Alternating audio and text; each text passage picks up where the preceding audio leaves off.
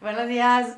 Oigan, es que estamos riéndonos porque Max y yo tenemos unas mamás que tienen una vida queriendo corregirnos el vocabulario. Entonces, este podcast, si lo oye mi mamá, es en honor a ti que lo estamos haciendo, y la mamá de Max también, porque yo soy de Sinaloa, ya todo el mundo sabe. Bueno, ya, y si oyen el podcast regularmente, sabrán que mi léxico puede ser de una forma Colorido. u otra Colorido. florido.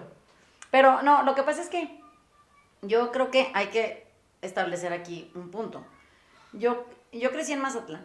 Mi papá, por ser de la familia a la que pertenece y su familia entera, hay una naturaleza en usar malas palabras. Es normal en ellos, y aparte es reconocido que por cada dos normales palabras comprensibles en el idioma español viene una mala palabra, y entonces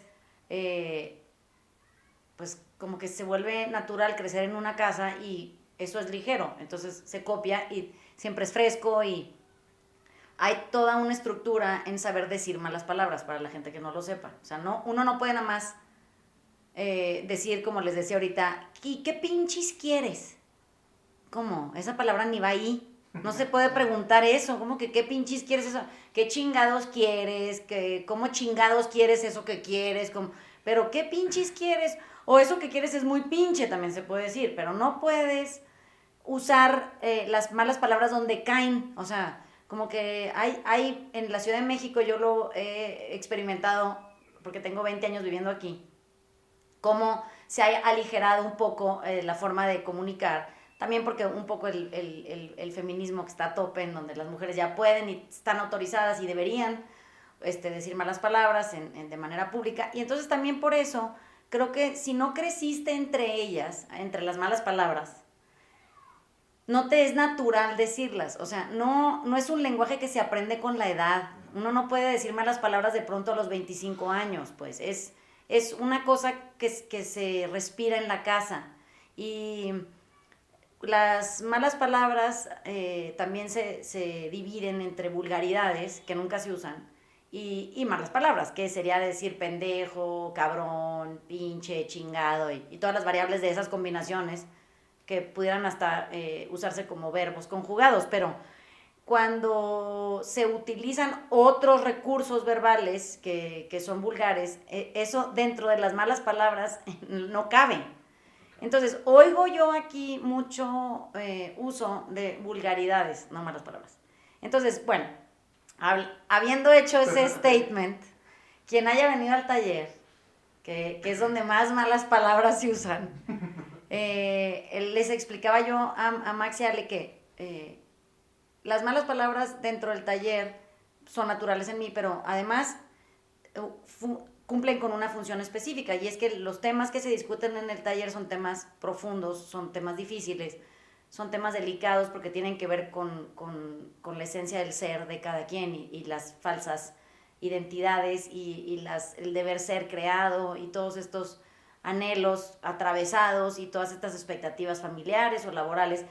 Y si hiciéramos de eso un trato solemne, o sea, que los temas del taller se trataran como una clase de filosofía avanzada, pues acabaríamos en un lugar que se vuelve estéril. O sea, sería muy difícil tratar esos temas con tanto rigor, porque ya son rigurosos per se. Entonces, el chiste es que se asuman con naturaleza, que se sientan puestos ligeros en nosotros y que se sientan posibles de enfrentar o de transformar o de atender desde un lugar en donde no hay seriedad, no es de vida o muerte, simplemente hay prisa, digamos, en cuestión de que no tenemos tiempo para cambiar, porque la vida la tenemos medio limitada, y entonces uno pues sí quiere llegar a experimentar gozo y dicha antes de morirse, ¿no? Entonces, dice Max que su mamá, siempre que lo oye dar clase o a alguna conferencia y Max avienta una que otra mala palabra, no es tan increíblemente florido en el lenguaje como yo, lo regaña. Y mi mamá, siempre que me viene y me oye en el taller o oye una clase mía, de repente dice, ay, Vanesita, ese vocabulario. Y bueno, pienso un poco que mi mamá cometió el error de casarse con mi papá, ¿verdad? Pues si hubiera querido que hablara yo de otra manera, pues hubiera escogido otro cabrón, pero pues escogió a ese. Entonces, yo siento que hay una sensación distinta entre cómo se aproxima el lenguaje de alguien que sí puede usar malas palabras porque las sabe usar cuándo, cómo, dónde y con quién. Y hay otra variable de un lenguaje florido que es vulgar, que no se usa nunca. O sea, no hay excepciones a esa regla, ¿no? Deberíamos de saber qué palabras son aceptables, digamos, dentro del idioma español, como parte de un léxico amplio, y qué otras palabras deberían de estar nada más fuera de contexto porque se usan ahora tan increíblemente seguido que un poco se vuelve un constante escupitajo, así se siente en la cara. Para mí la más divertida y la más como dinámica en su uso es el verbo chingar. A mí me encanta cómo los mexicanos utilizamos esa, porque puede querer decir mil cosas, ¿no? O sea, desde cosas muy básicas como qué chingón. Ajá. O sea, algo muy chingón es algo que es más que padre, ¿no? Sí. O sea, si algo le dices qué padre, pero si le dices qué chingón, sí. es increíble. En chinga es muy rápido. Ajá. Te chingas es te jodes, Ajá. ¿no? Chinga tu madre Sí. es puede querer, o sea, chinga tu madre puede querer decir un chorro de cosas. Sí. O sea, y tiene que ver con el tono, ¿no? O sea, Sí. si el tono es, no, chinga tu madre. Es como, Ya no estés jodiendo. ahorita no estés jodiendo, Ajá. ¿no? Chinga tu madre, ¿no? Así Sí, más serio. muy es como, intencional en herir. Exacto, es como, te pasaste de lanza, Ajá. ¿no? Chinga tu madre, es como... No puede No ser. puede ser, cabrón, ¿no? Pero también es una medida, ¿no? Porque un chingo es más que mucho, ¿no? ¿Y qué tal un chingamadral? Un No, chingamadral ya, es más que un chingo, ¿no? Y digamos, es una palabra con la que puedes jugar un chorro y que normalmente no quiere, no pretende ofender a nadie, ¿no? Es nada más como una forma de ser Expresiva. divertido, expresivo, libre, etcétera, ¿no? Lo mismo la palabra pendejo, ¿no? Sí. O sea, tiene como... Acepciones múltiples. Acepciones múltiples y el tono tiene mucho que ver, ¿no? Ajá. O sea, si estás con un amigo platicando y no seas pendejo.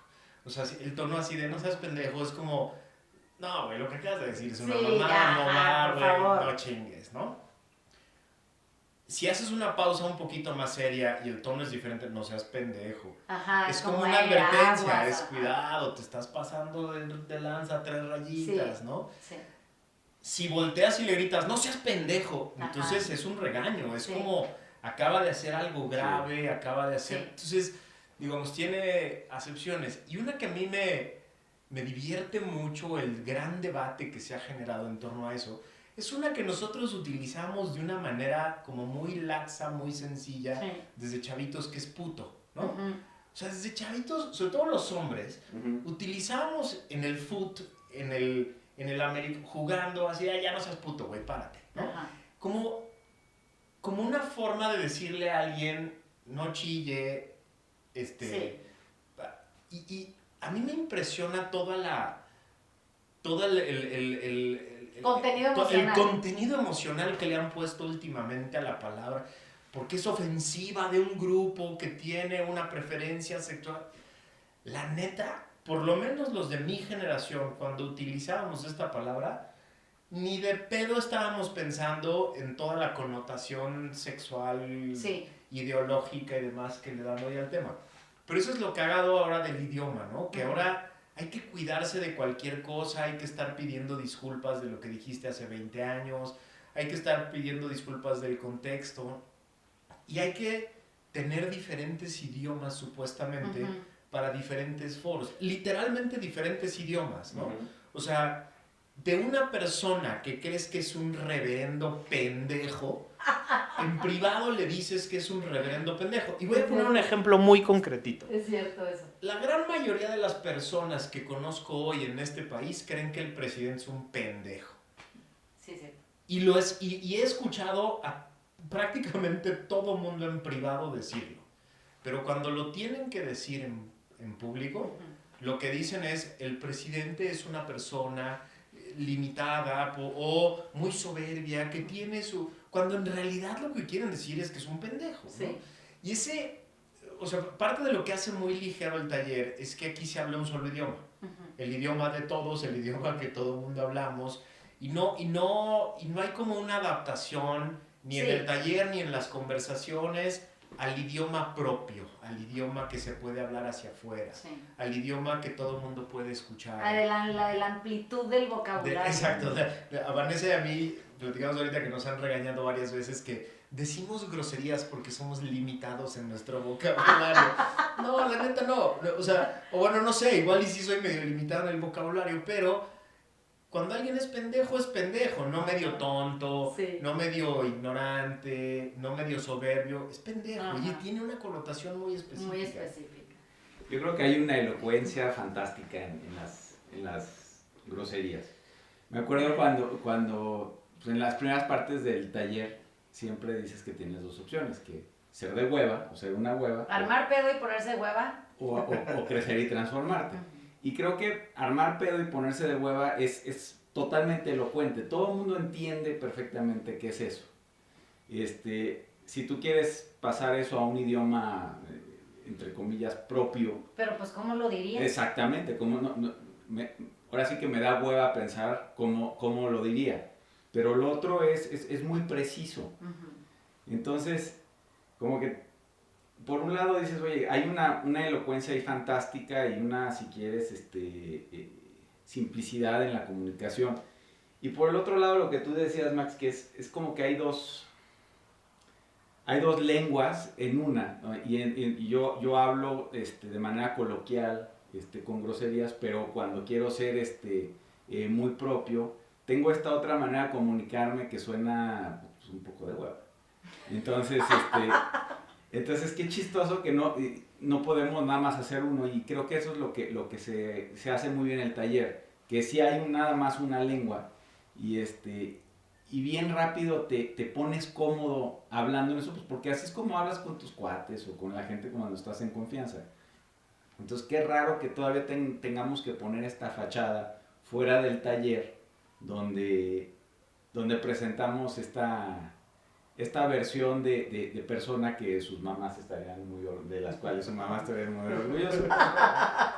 Mi mamá ya perdió toda esperanza conmigo. Ya, Te digo, no, pues ya ni modo. Yo creo que, mira, siempre he pensado que cuando nosotros necesitamos escoger entre una forma de ser y otra, o sea, que no es lo natural en ti, ¿no? Una forma forzada que se impone para el canon social, o sea, para que tú quepas adecuadamente dentro de un grupo social al que tú de manera desesperada quieres pertenecer.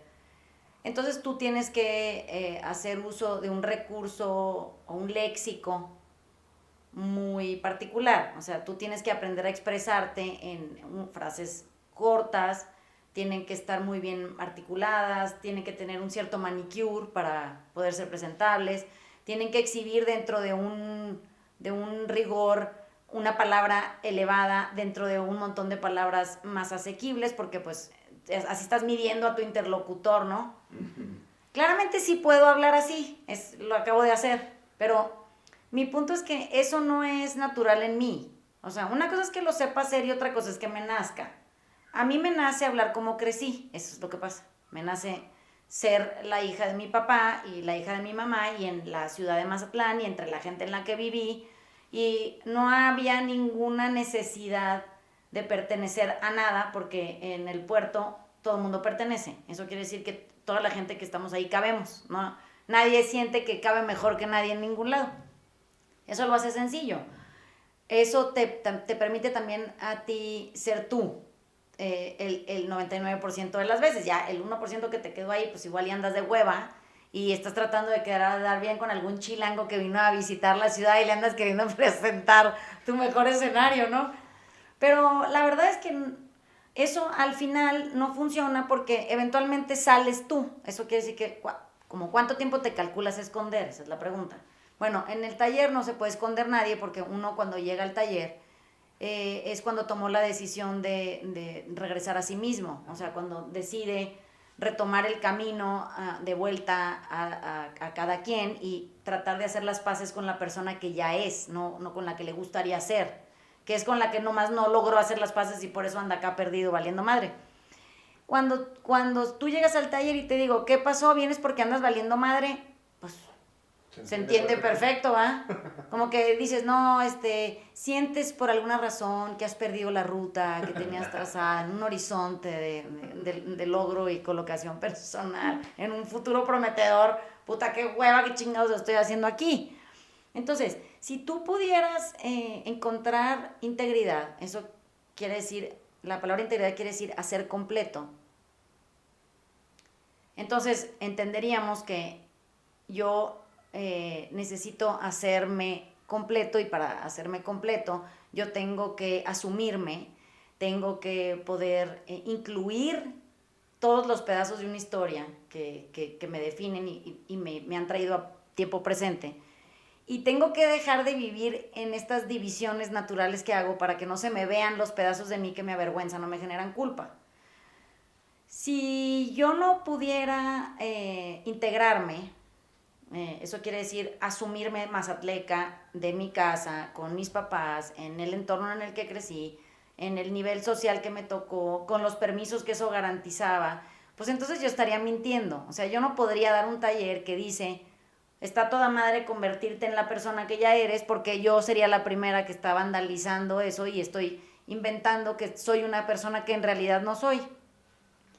Cuando escogí este área de trabajo y empecé haciéndolo en Oceánica, pues, la gente que ha ido a Oceánica, conoce algo de Oceánica o ha visitado la clínica, sabrá que es un lugar en donde las cosas se dicen a calzón quitado porque no queda de otra, porque no tienes mucha opción. O sea, tú no puedes andar ahí pues haciéndole a la mamada porque ya estás en el pinche último escalón de D y entonces ahí ya no hay más que rendirse y tomar de la vida lo que traiga para poder rescatar algo de lo que te quedó del sobrante de ser humano.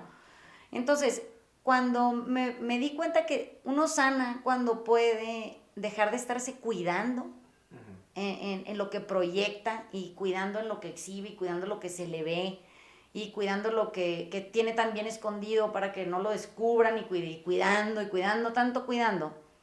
Y dejas de estarte cuidando para afuera para empezarte a cuidar para adentro, pues te enteras que todos hablamos una misma lengua, o sea que se quita el formalismo porque lo que importa es lo profundo, no lo superficial, y lo superficial es donde el léxico aparentemente no cabe, ¿no? A mí me impacta la capacidad que ha desarrollado la gente para escuchar a un político o un académico durante horas hablar y hablar sin decir una chingada, ¿no? O sea, es impresionante lo capaces que se han vuelto estos güeyes para llenar vacíos y llenar el silencio, hablando y hablando y hablando con palabrotas y frases construidas sin decir nada, sin poner una sola idea propia sobre la mesa, sin mover a nadie, horas y horas con la boca abierta y emitiendo sonidos sin decir, y la gente escuchando, ¿no? O sea, de repente yo he escuchado programas de radio, entrevistas, discursos políticos que digo, no mames, habló 30 minutos y no dijo una chingada, pero qué bonito lo dijo y qué estructuradito. ¿Cuántas palabras bonitas ¿Cuántas usó? palabras bonitas usó el cabrón? Pasó por todo el diccionario completo y no dijo nada, no contribuyó nada, ¿no? En cambio, tengo una amiga tamaulipega que es muy parecida a ti, que tiene una frase preciosa que es, póngase chingón que pendejo no me sirve. Es una frase preciosa que dice un chingo, sí, ¿no? Sí, así de, a ver, pendejo no me sirves, ponte chingón ahorita. La entiende, todo mexicano entiende esa frase. Es cierto. Pendejo no me sirves, güey, o sea, sí, te necesito huevos, chingón pues. ahorita. Ajá. No, ahorita te necesito chingón, ya luego vas y... te haces pendejo en otro lado. Exacto. Ahorita decías una tú que también utilizamos mucho, que es una mamada. Es una mamada, es una frase que quiere decir un chingo de cosas, ¿no? Esto va más allá de lo que se puede permitir, eso no está bien, eso no es posible, ¿no? O la otra que creo que dice un chingo en muy poquito es no te hagas pendejo. Ujú. Y es una que utilizas mucho tú aquí en el taller, Sí. conmigo la has utilizado mucho y es durísima, ¿no? O sea, porque no tiene escape. Ujú. O sea, cuando una persona inteligente que te quiere bien y que quiere tu bien te dice no te hagas pendejo, es lapidaria, ¿no? O sea, te duele mucho más que cualquier, que cualquier discurso un discurso alentador, completo. ¿no? O sea, cuando tú me lo has dicho o cuando me lo dijo alguna vez mi padre, o sea, cuando mi padre voltea y me dice, ya deja de hacerte pendejo, no hay escape. No, es que... O sea, esa frase cortita, lapidaria, de 2 segundos, es mucho más elocuente que media hora de discurso y rollo y etcétera. Sí, el que le pones mute, además. No tienes escape. Cuando alguien querido, que te quiere, te dice no te hagas pendejo, activa un chingo de cosas dentro de ti, Sí. ¿no? O sea, porque sabes de dónde viene y qué es lo que quiere decirte. Y lo que quiere decirte es, te estás escondiendo, sabes lo que necesitas hacer, yo sé lo que tú sabes que necesitas hacer y te estás haciendo pendejo. Sí, porque al final la consigna es esa. Te estás haciendo... Y entonces, creo que es muy divertido explorar esta parte del lenguaje. Y sí, también hay que aprender a hablar de forma correcta cuando tienes que hablar de ciertas cosas. También creo que hay groserías que puestas en un tono específico y en un contexto específico, sí están solo proyectadas para ofender. Así es. ¿No? Es decir, sí creo que voltear con un gran amigo y decirle, ya no seas puto, ¿no? Es cero ofensivo a nadie. Sí. Y en cambio voltear con una persona que tiene una preferencia específica y decirle... Y burlón decir. Y decirle, ay, pinche puto, Ajá. es muy diferente, Sí, ¿no? Entonces, creo que parte de la correctitud en el lenguaje no debe ser esta correctitud muy millennial de la misma palabra ofende en cualquier tono, en cualquier contexto, de cualquier forma. Eso es falso. Eso es absolutamente falso, ¿no? La correctitud yo creo está en... O sea, la que sí vale la pena observar y tener disciplina es justo la que atiende a ti mismo. Tu tono, tu intención, no la palabra, sino la intención con la que la dices y lo que quieres provocar con ella, ¿no? Cuando le dices a alguien pendejo, cuando le dices a un amigo tuyo pendejo, no seas pendejo, yo le digo así a mis hijos. Yo tengo un hijo de 13 y una niña de 15. A la niña me cuesta un poco más de trabajo por todos estos rollos que tenemos los hombres, el trato con las niñas. Sí. Pero a mi hijo le digo pendejo sin ningún problema, ¿no?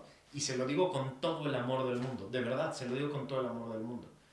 Pero creo que nunca se lo he dicho de forma ofensiva, ¿no? Y siempre se lo he dicho en privado. Porque sí creo que si un día está en un lugar con todos sus amigos y yo volteo y le digo eres un pendejo, puede ser gravísimo, ¿no? Sí, claro. O sea, porque ahí sí yo soy un idiota que está ofendiendo a su hijo en su grupo de amigos. Estás avergonzando en público. Exacto, pero es la misma palabra, a la misma persona. Entonces yo sí creo que hemos no querido explorar que no es cierto que el mismo concepto ofende a todo mundo en todos los contextos de la misma forma, pero tampoco hemos querido hacer el trabajo de observación y disciplina, decir, pero ese concepto, en un tono específico, en un contexto defensivo, en tal lugar específico, sí puede generar una afectación muy importante, ¿no?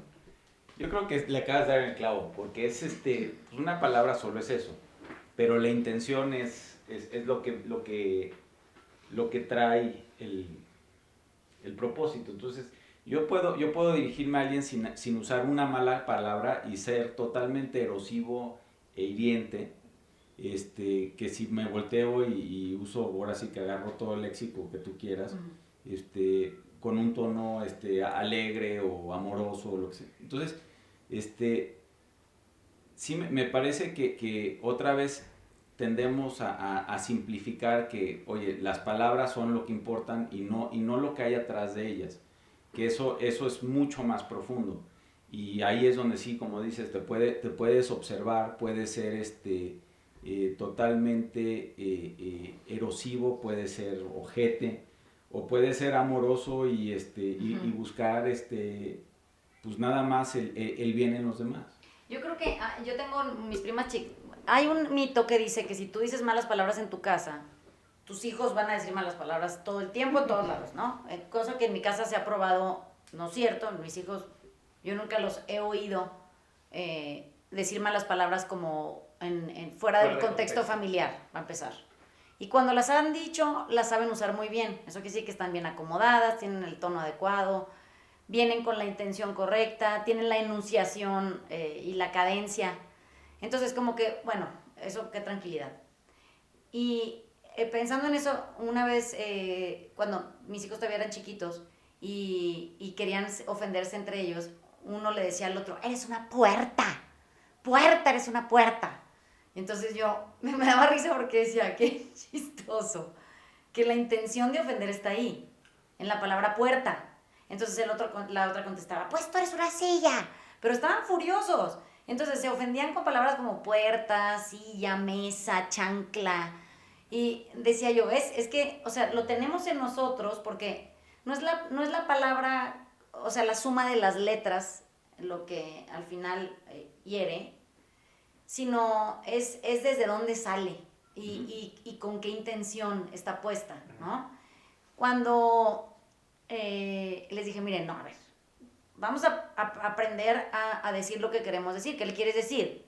Que me tiene harto, que no lo aguanto, que no sé qué, que quiero que se muera, que la madre. Bueno, es mejor decirle eso a gritarle a alguien puerta, por ejemplo, ¿no? Bueno, ahora, imagínate que hay palabras que ingeniosamente se diseñaron que contienen el me tienes hasta la madre, ya no te aguanto y quiero que te mueras, ¿no? Entonces, pues eso podría decir, chinga tu madre, y ahí ya está contenido todo eso, ¿no? Entonces, como que se ha vuelto muy interesante el análisis de las groserías porque están acuñadas de una manera muy particular. Eso quiere decir que contienen significado. O sea, tienen un mensaje cifrado, mismo mensaje todo el tiempo para quien lo emite y quien lo recibe lo podría entender de la misma manera. El problema está no en cuando se dicen las malas palabras, sino cuando quien la dice niega haber incluido el tono, la enunciación, la velocidad, los silencios intermitentes de en medio. Cuando niega que lo dijo con esa intención y confunde al otro, es cuando la palabra adquiere una connotación, no es negativa, es confusa.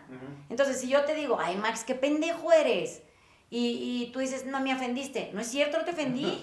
El tono no dice que te ofendí, ¿verdad que no? Bueno, y entonces, si yo te digo, puta pendejo, eres un pendejo, pues eso está diseñado para ofender. Está como, es exasperado el tono, es como exigente, es ninguneador. Si yo digo, yo claro que no te lo dije con esa intención, no tengo que aclarar la intención, va en el contenido de la palabra, en el tono, se percibe. Entonces, de lo que, y pongan mucha atención quien esté atendiendo a este podcast, nada más para que haga una reflexión al respecto, con lo que nos quedamos los seres humanos, no son con las palabras, es con el tono. De lo que tú te acuerdas para el resto de tu vida en una comunicación con alguien es del tono. Entonces, si yo le digo a Ale que fuera una amiga mía, ¡hey, pinche golfa! ¿Qué andas haciendo? ¿Cómo te la pasaste? Pues eso suena muy bien, es como hasta festivo, ya cállate, no estés diciendo eso aquí enfrente de la gente, me van a cachar. Bueno, la otra es que yo le diga, ¡ay, pinche golfa! Pues, madres, ¿con qué te quedas? Bueno, sí, te vas a quedar con el tono, es de lo que te vas a acordar para siempre. ¿Qué te dijo? No te vas a acordar. ¿En qué orden te lo dijo? No te vas a acordar. ¿Cómo te lo dijo? Esa madre se les queda tatuada a las gentes. Entonces, mi preocupación y la del taller también es que cuidemos, aunque usen o no malas palabras, que es irrelevante a estas alturas, ya lo pudimos dejar establecido, es que seamos vigilantes del tono. O sea, que cuando nosotros comuniquemos lo que queramos decir, siempre sintamos antes de hablar, no pensemos antes de hablar, sintamos antes de hablar, con qué tono va a salir eso de mi boca? ¿Qué es lo que es tangible dentro del comunicado? Porque no van a ser las palabras, de las palabras la gente se olvida. De cómo se dijeron las palabras se quedan para siempre. Entonces, ¿cómo digo lo que digo? Es sensibilidad, es empatía. Ahí es donde se analiza la erosión. El problema es que la mayoría de la gente no sabe sentir antes de hablar, sabe pensar antes de hablar. Y en el pensar antes de hablar, se articulan las palabras de una manera muy hostil porque vienen llenas de significado, de contenido emocional. Y entonces a la hora que las comunico siempre salen como pinches dagas de obsidiana. Eso, así se siente, parece que estás en un risco escabroso de donde salen estas dagas de obsidiana y entonces te cortan con la lengua, así parece, del otro, que aparte puede incluso ofender con la palabra puerta, como cuando mis hijos eran chiquitos, ¿no? Pero es que nada más le dije puerta, mamá. Es cómo le dijiste puerta. No es que le hayas dicho puerta, eso no importa. Importa cómo le dijiste puerta. Y entonces eso, hace clic, es lo que hace sentido. Si pudiéramos hacer el compromiso de siempre estar alertas del tono, nuestras intervenciones o nuestras comunicaciones o nuestros intercambios serían completamente diferentes y a la larga podríamos parar porque estamos sintiendo antes de hablar. Es que creo que es el tono, o sea, en el tono viene la intención, ¿no? Uh-huh. Y digamos, eso implica una observación interna, ¿no? Lo que dices, ¿qué estoy sintiendo? Entonces, si estoy muy encabronado, la intención va a ser mala y entonces mejor no lo digo en este momento, ¿no? Porque entonces la intención a huevo va a ser herir a alguien, ¿no? Uh-huh. Pero creo que también es importante volverte bueno para observar el contexto, ¿no? O sea, porque, por ejemplo, un papá puede herir a una persona sin usar una sola mala palabra, sí, simplemente sin observar el contexto. O sea, si yo estoy de repente cotorreando con mi hijo y volteo y le digo, ay, cabrón, es un inútil, ¿no? O sea, solo porque no pudo hacer alguna cosa, etcétera. En el contexto de estar solos, juntos, platicando de alguna cosa, sí, y el tono, o sea, observé el tono y no se lo dije en mal pedo, y el contexto es que estamos él y yo solos platicando, en 10 minutos ni se va a acordar que le dije que era un inútil. En cambio, sin usar una sola mala palabra, si él está con sus amigos jugando fútbol y yo le grito desde afuera del campo, Diego, eres un pinche inútil, o sin el pinche, Diego, eres un inútil, el contexto que no observé va a hacer que se acuerde de eso para el resto de su vida, ¿sí? ¿No? O sea, porque frente a sus amigos, frente al grupo con el que él se quiere validar, el güey que debería de ser el que lo apoya, el que lo impulsa, lo está haciendo sentir eso con sus pares, ¿no? Entonces yo creo que observar el tono, observar la intención, pero también ser muy buenos para observar el contexto, porque sin decir una sola mala palabra, puedes acabar con la autoestima de alguien, ¿no? Pues una mirada, Marta. ¿Querías decir algo? Eso, que no es necesario hablar. O sea, una mirada es suficiente para aniquilar al otro del otro lado de la mesa, y puede ser una mirada pública. Eso quiere decir que puedes no emitir sonido, pero el tono, por ejemplo, en la mirada también se puede incluir, ahí se puede percibir. Entonces, si estoy yo en la misma mesa con los cuates y está mi hijo y está diciendo alguna barbaridad con la que yo no estoy de acuerdo y por eso considero que es una barbaridad, puedo voltear a verlo con la misma mirada de cuchillo de obsidiana y frente a sus amigos dejarlo igual de avergonzado sin haber hecho un solo ruido, ¿eh? Exactamente. Pero muy bien educado, ¿no? Muy educado. Y después, aparte la mirada son los silencios tácticos, esos que platicamos tantos en el taller, que son todavía más violentos, ¿no? Bueno. Entonces, pues, la verdad la palabra es, yo creo que el menor de los males. O sea, es simplemente un vehículo de comunicación menor contra toda la intención, contra todo el contexto, contra todo el delivery. Uh-huh. La palabra es lo menos. Fíjate que ahorita que dijiste los silencios tácticos, para quien no sepa qué son, un silencio táctico es un silencio diseñado para herir. O sea, así es. No lo puedo decir mejor. Soy un pendejo y el de lado se queda callado. Uh-huh. Es un silencio táctico, es la ley del hielo. Los silencios tácticos, la palabra táctico se usa en la guerra. Entonces, cuando el silencio es táctico, es un silencio con una intención de matar, aniquilar, erradicar, volver invisible, quitar del lugar. Y en las familias correctas, tan correctas, los silencios tácticos abundan. Eso quiere decir que cuando tú no estás de acuerdo con el comportamiento del otro, deliberadamente lo ignoras, o le quitas o le retiras la palabra, o te paras y te vas, o no vuelves a reconocer que estás sentado a tu lado derecho. O sea, simplemente pones una barrera y es como si no hubiera nadie ahí. Cuando vienen aquí al taller la gente y me dice, no, es que tenemos 5 días sin hablarnos. Digo, no mames, o sea, pues sería mejor que se mentaran la madre. Sí. O sea, sería mucho más liberador. Ambas partes podrían ya nada más quitar de encima este ego que traen puesto como chamarra. Podrían desahogarse de una manera, digo, no muy ejemplar, pero sabríamos que el desahogo es como el exorcismo del ego del cuerpo y entonces, bueno, podríamos avanzar. Pero el silencio táctico lo que hace es deliberadamente ignorar la presencia del otro. Eso quiere decir, a sus ojos volverlo invisible. Y entonces, el que haya sido sujeto de un silencio táctico sabe lo que un silencio táctico genera. O sea, sabe la angustia, sabe la sensación de lastimadura interna, sabe la fractura en la relación y entiende que eso a la larga no tiene remedio. Un silencio táctico no sana, nunca. No se perdona nunca. Entonces, es como borrar de la vida con una goma de las que usábamos para hacer dibujo técnico, a la raya que te incomoda en ese momento con tus escuadras y te queda bien bonito y bien limpiecito y sacas tu colchoncito y limpias la basura, ¿no? Como si el silencio táctico tuviera esa capacidad. Bueno, es solo imaginaria, pero lo que pasa es que al que borraron, que es el que me importa, es al que se le queda para siempre. Entonces, imagínense nada más que estamos discutiendo eternamente por el uso adecuado del vocabulario y hemos olvidado por completo que los peores momentos de los que tenemos registro en crecer o en relaciones de pareja o así, es en donde no se dijo nada.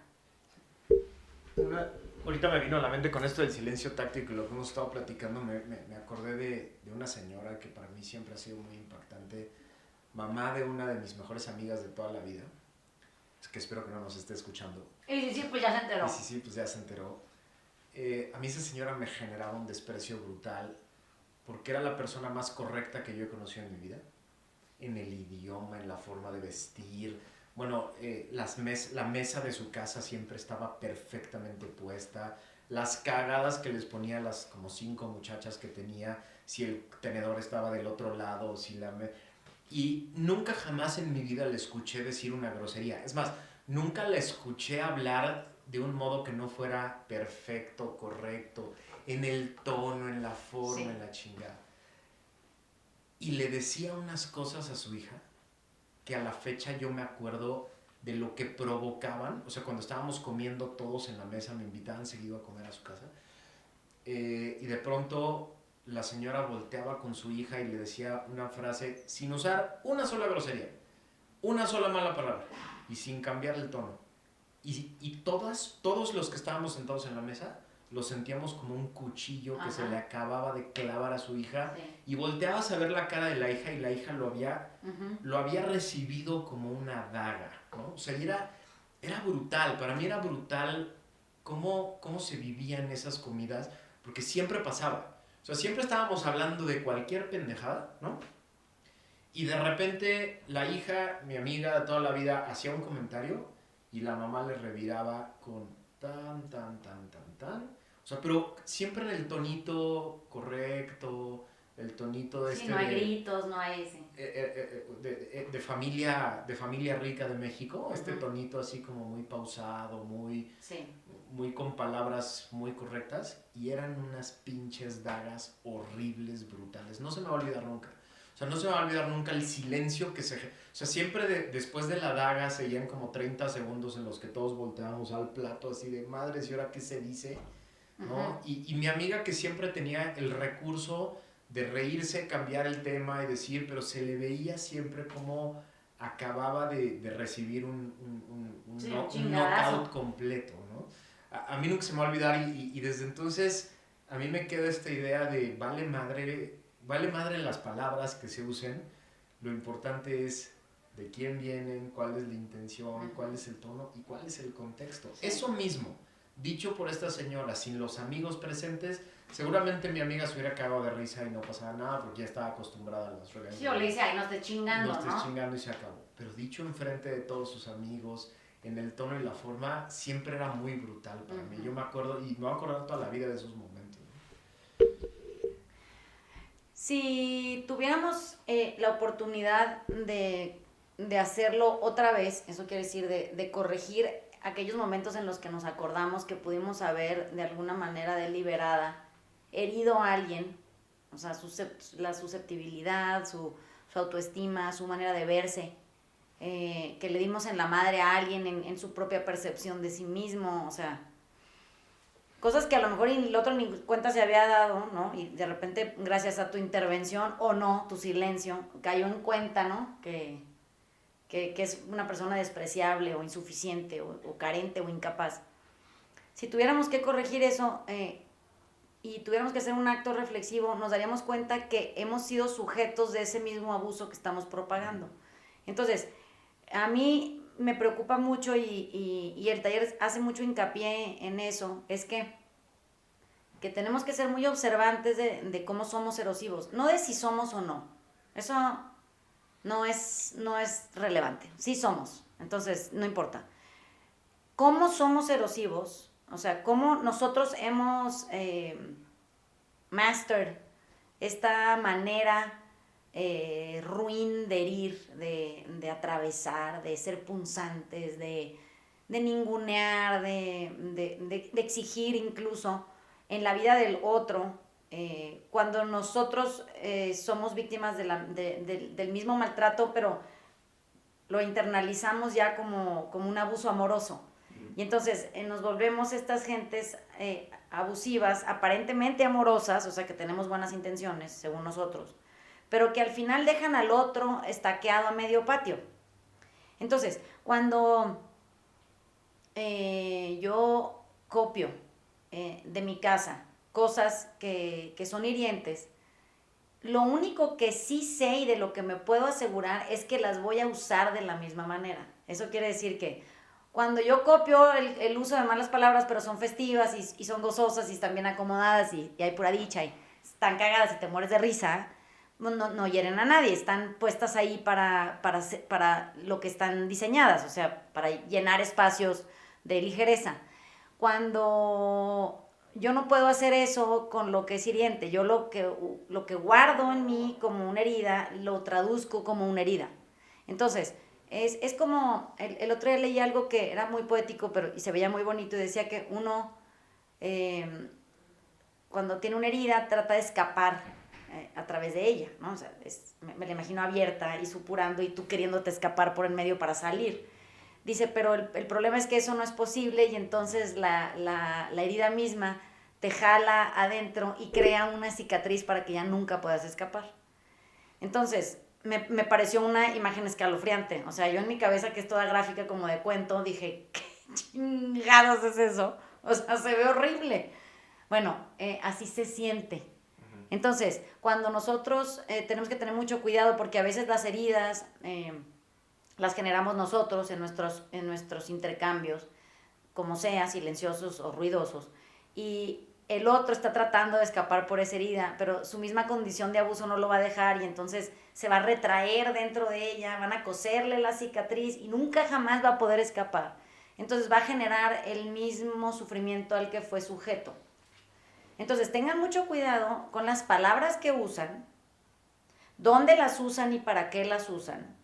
Y de preferencia, si van a usar malas palabras, úsenlas en un entorno en donde no haya hostilidad. Eso quiere decir que nunca estén diseñadas para aclarar un nivel de insuficiencia. Ese es muy importante, ¿no? Yo veo que este abuso de entre silencios tácticos, el abuso de buena educación, si quieres. Ajá. El amoroso, abuso amoroso. Es muy confuso, porque si yo te meto un putazo en la cara, pues entonces no hay confusión ahí, o sea, no puedo hacerme a ningún lado. Pero si yo soy la mamá de tu amiga, pues puedo decir, oye, es que tú me malentendiste, es como muy cobarde. Uh-huh. Y de alguna manera, nuestra sociedad hoy en día es como se desempeña, o sea, sí vemos que hay, si quieres, abuso físico todo el tiempo, pero cada vez más tenemos otro. Y otro siempre tiene salidas, explicaciones, racionalizaciones, lo que tú quieras, pero en el fondo tú sí sabes, porque la intención sí estuvo ahí y tú sí sientes la intención. Yo lo que diría para concluir el podcast es, ocúpense más de observar la intención con la que dicen las cosas que las malas palabras que utilizan. Diviértanse utilizando malas palabras y ocúpense de observarse a sí mismos, de cómo hablan, con quién hablan y para qué dicen lo que dicen. Sí. Creo que al final lo único que me queda agregar es que si pudiéramos desear algo, alguna herramienta que nos llegara así de la noche a la mañana y que mejorara absolutamente todo alrededor de nosotros, es la autoobservación. Eso quiere decir yo volteándome a ver solo a mí mismo, no a nadie más, no afuera, no al otro, no. Entonces, cuando algún día sientan que se tienen que quejar del vocabulario de alguien más, la herramienta inmediata es voltearse a ver y decir dónde yo soy hiriente o no de esa manera, o dónde yo soy soez o rapaz, o dónde yo soy y cómo, porque a lo mejor decimos, no, es que yo no soy así porque yo nunca digo malas palabras, por ejemplo. Bueno, es que no las necesitas decir, es donde eres rapaz como él, y tú en tu manera, en tu espacio, en tu diseño, bajo tu propia rigor y actuación, vas a ser rapaz de otra manera, pero vas a ser rapaz al fin. Entonces, que nos quede claro que la respuesta a la mejora nunca está en el afuera, no está en el otro, en el cambio del otro, en la mejora del otro. Está en donde yo puedo ser consciente de dónde y cómo soy golfa yo. No si soy o no, ¿ya me explicó? Entonces, ahí veo el ejemplo aquel de la vieja aquella que les conté que todos, esa que una pinche golfa, que la chingada. Y les decía, bueno, pero ¿cómo golfeas tú? Porque pues no es si es ella golfa o no mames, eso ya no es ni tu asunto. ¿Cómo eres golfa tú? Es más interesante averiguar, ¿no? Si tú eres golfa intelectual, pues ya chingo, ya encontraste la respuesta, o eres golfa tímida, o eres la golfa del collar de perlas sin calzones, o eres la golfa que eres conocedora de sistemas automotrices, o eres... Todo el mundo tiene una manera de golfear para conseguir lo que quiere. A la señorita la castigaban por golfa porque medía 1.90 y tenía un pinche cuerpazo y traía un escote que sí se podía poner. Entonces, como que eso era deleznable. Bueno, mira, no, es que eso lo tienes tú, pero no lo tienes igual. ¿Dónde lo tienes escondido? En las malas palabras es exactamente lo mismo. ¿Saben? O sea, es cómo ofendes tú, o cómo denigras tú, cómo aprovechas tú, cómo ninguneas tú. Entonces, creo que esa sería una tarea que podríamos hacer entre un podcast y el otro, ¿no? Averiguar cómo chingados somos rapaces nosotros. Bueno, les mandamos besos. Ha sido un placer que nos acompañen. Dios. Bye bye. Chao.